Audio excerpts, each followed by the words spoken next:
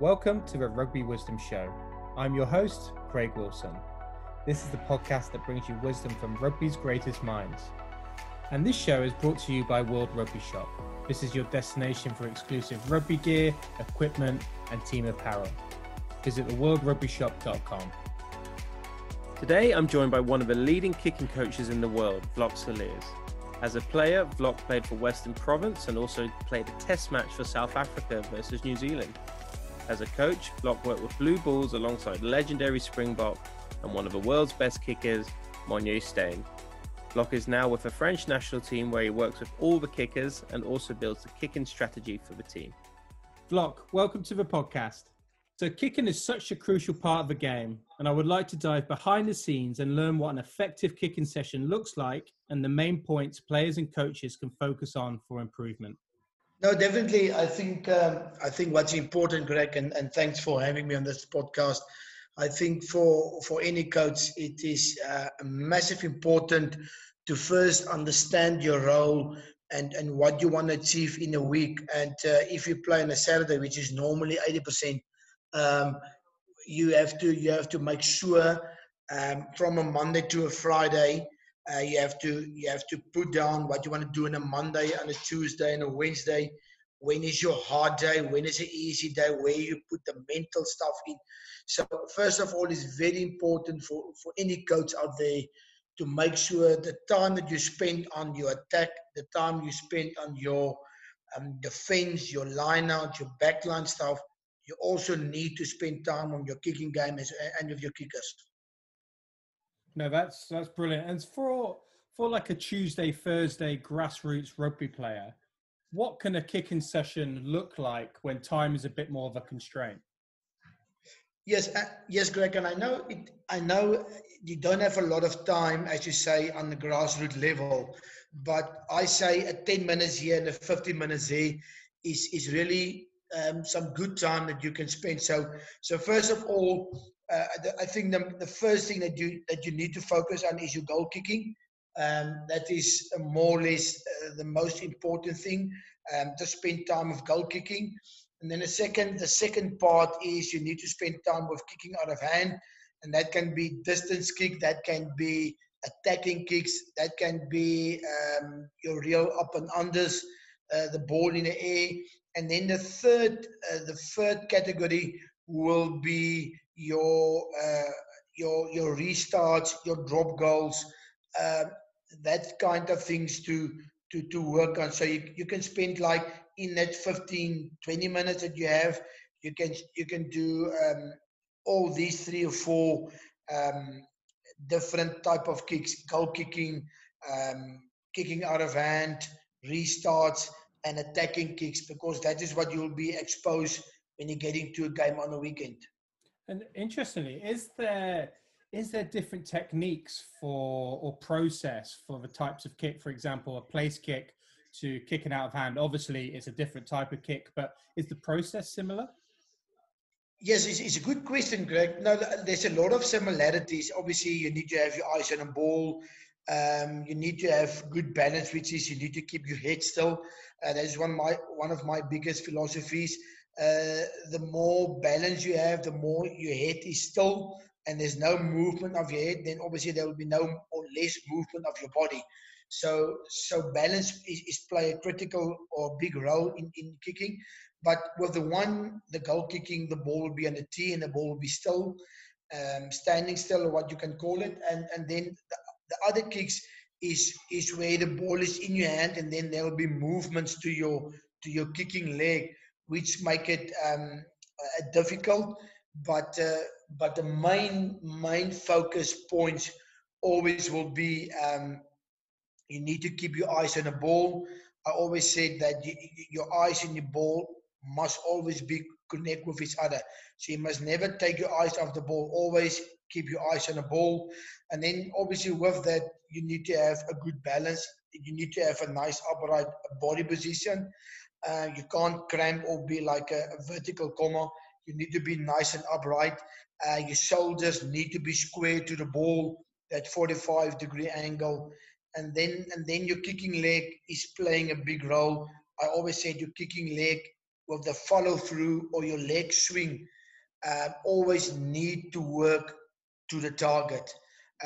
From the tee, goal kicking, out of hand, always your kicking leg needs to work to the target or to where your target is, because you're actually steering the ball in a direction you want the ball to go.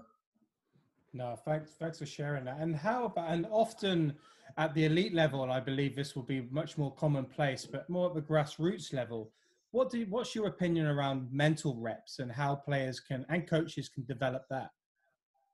Yeah, you see, I think there's and I especially think at grassroots level, not a lot of players or kickers and even coaches spend enough time on the mental side. And I realized that a few years ago that you need to spend a lot of time on the mental side. Doesn't help you're a good kicker, but your mental side is lacking. And you can have the best technique, and you can train your butt off and prepare so well for a game. But if the mental side is lacking, then obviously you won't be a good kicker. So you also need to spend time on the mental side, and that is what we're talking earlier before we start recording. Is you need to you can be in your room, you can stand there in your room before you went to bed and sleep at night. You can have a mental session in the afternoon at the club field, or in the evening at the club field, where you actually don't have a ball in your hand, and you can do 10 different type of kicks or 5 different type of kicks, just with your kicking tee and nothing else in your hand.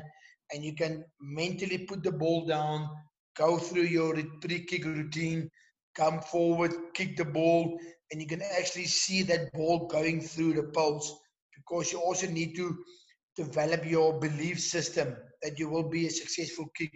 So you need to spend time with that setup, and make sure that you walk back, do your pre-kick routine, come up, kick the ball, and you see how the ball is going through the poles.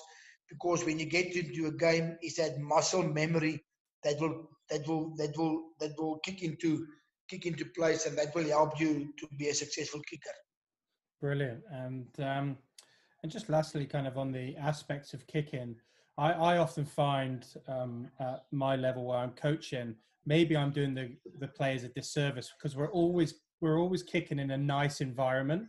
But what I find is the game goes on and fatigue kicks in, that technique can kind of drop off from there. So is there anything you can share around actually kicking within the demands of the game? Yes, that's a good question, Greg. And I always say to my kickers, or wherever I go with the kicking game, um, obviously that's why I always like to work with my kickers after training. And the reason for that is then they will be fatigued. Their muscles will be because they run a lot and do a lot of activities and a lot of team training. So they will be tired, and their muscle memories will be tired as well. So then that's why I like to kick after training, first of all. And second, I always say to my kickers, once you're in the game, your heartbeat will always be high. So when you get into a kick and there's a penalty uh, for a goal kick, or if you score a try, the first thing that you need to do, you need to calm yourself down. Doesn't matter. It doesn't help you running to the ball, try and get the ball, and finish the kick as quickly as possible. You will just put yourself under more pressure. So the first thing you must do as a kicker at any level, just slow yourself down. Just slow your heartbeat down, drop your heartbeat, take some deep breaths, and just slowly walk up to the ball. Slowly walk up to the mark on the field where the kick is, and with that immediately start to get your muscle memories active. Immediately just get your brain to calm down, to get in that pre-kick routine, to focus on the process. Because a lot of guys, they rush to the ball, take the ball, put the ball on the tee, and they still tired. Their heartbeat is still high and up, and 9 out of 10 times they will miss that kick. So just slow yourself down, Just drop your heartbeat, and then you start to concentrate. And when you get to the kick, you will find out you're more relaxed and you're more focused, and that will help you a lot. Okay, thanks for sharing that. And just out of a more general term, and I think a lot of people in World Rugby would be really interested in this, what is it like being in the French environment right now? No, listen, I think the biggest challenge is obviously language. French is a different language to speak and to understand. So that is my biggest challenge at the moment, to just to get some French words that I can talk to the players and talk to the team and the coaches. So I'm slowly learning and busy learning the rugby terms first of all, just to make it easier for myself. But the second is a very nice environment to be, because I think they like a sleeping giant in World Rugby at the moment. First of all, second, the next World Cup is in France, so they will do everything in their power to make sure this next French team will do well in the next World Cup. And there's a lot of talent at the moment in the French squad, in the French top 14 rugby. Guys who's between the age of 19 to 23, which is still a lot of youngsters, and they have amazing talent. So the nice thing at the moment, Craig, is there is so much talent, and the big thing is to take all that talent and to put them in one line, and to make sure that we tick all the boxes, to make sure that we, at the end of the day, when we put that Ferrari on the track, that we tick all the boxes for that Ferrari to compete for 75 rounds, and we're busy molding that Ferrari in all departments, to make sure when we go into the field, that all this talent is into one place, and the minds and everything is working in one direction. Brilliant. And thank you for sharing that, Vlok. And just to wrap up, can you tell me a little bit more about your kicking consultancy and how you can help with players and coaches around the world? Yes, Greg. I got so much people and kickers. If you call it people, you can call it kickers from all over the world. The other day, I get a video from a guy in Iran, and then from Spain and Belgium and Germany and France, or in the UK even. I get so much people that ask me to help them, but you can't be with everybody on the field. So I create this digital online platform that doesn't matter where in the world this guy is. I can coach him, I can make him better, I can work on his mental side, I can give him drills, and I can improve him, and I can make him a better kicker, and I can even make him a world-class kicker going forward, and I can improve him in all departments without even standing next to him, just by working online with the technology that we have, with him sending me videos. I send him videos back. You have to look at that and give him kicking drills once a week and once a month. Once a month, I will have this Q&A, talk about the mental side. You can ask me questions, and there will be feedback and homework. So I create this digital online platform where you can help kickers all over the world. Brilliant. And look, the world's a small place now, and especially with all this remote learning. So I would really encourage your listeners to have a look and check that out. So Vlok, thank you so much for sharing your time with me. Absolutely brilliant wisdom around the kicking game, and all the best, mate. Thanks, Greg. I appreciate the time and some really good questions, and all the best with you at Yale there. And once you're back and start training, and we will stay in contact. We sure will. Thanks, mate. Thank you.